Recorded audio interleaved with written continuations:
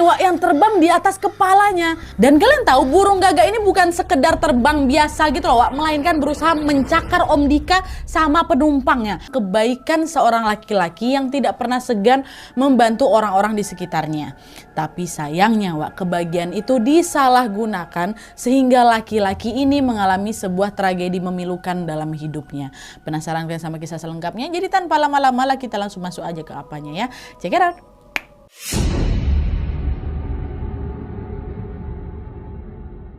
Oke Wak, jadi kisah horor Wawa yang akan aku sampaikan malam ini adalah sebuah kiriman kisah dari Wawa aku yang namanya Nona dari Kupang, Nusa Tenggara Timur. Halo Nona. Nah sebenarnya Wak, ini bukan kisah Nona sendiri, cuman Nona ini berani jamin kalau kisah ini real karena yang ngalamin adalah omnya sendiri atau adiknya ibunya pada awal tahun 2000 lalu Wak. Kita sebut aja omnya si Nona ini dengan nama Om Dika ya. Nah aku ceritain sedikit latar belakang dari Om Dika ini. Jadi Om Dika ini merupakan anak kedua dari 3 bersaudara. Anak pertama di keluarga itu adalah mamanya Nona, anak kedua adalah Om Dika, dan sedangkan anak ketiga adalah tantenya Nona. Nah dibandingkan dengan kedua saudaranya ini Wak, di keluarga itu Om Dika ini yang paling sering mendapatkan perlakuan istimewa dari orang tuanya, karena ya cuma dia kan anak laki-laki satu-satunya kan. Tapi Wak, walaupun dijadikan anak emas di keluarganya, Om Dika ini nggak jadi manja gitu loh dan nggak besar kepala juga. Justru dia ini dikenal sebagai sosok yang sangat baik hati, suka bercanda, pekerja keras, dan juga suka membantu orang-orang di sekitarnya. Ada satu kisah tentang kebaikan Om Dika yang tidak akan pernah dilupakan sama keluarganya Nona Wak. Jadi ceritanya di tahun 1994, mamanya Nona ini baru saja melahirkan seorang bayi perempuan. Lucu kali ya ini si Nona ini. Nah setelah melahirkan Wak, mamanya Nona ini sempat kerepotan karena harus ngurusin bayi sambil juga melakukan pekerjaan rumah tangga lainnya ya kan. Bapaknya Nona nggak ada karena kan bapaknya Nona ini nggak setiap saat bisa membantu istrinya karena harus bekerja Wak. Apalagi pada saat itu posisinya mamanya Nona ini merantau ke kota Kupang yang berjarak cukup jauh dari kampung halamannya. Abis lahiran ngurusin anak sendirian tanpa bantuan orang tua, ngerantau pula kan pasti berat kali ya kan. Nah karena hal itulah Om Dika yang pada saat itu baru lulus SMP Wak, langsung berinisiatif tuh untuk mendatangi atau mengunjungi kakaknya. Nah setelah mendapatkan izin dari orang tuanya, Om Dika pun berangkat dari kampung halamannya ke Kupang dengan menaiki kendaraan umum.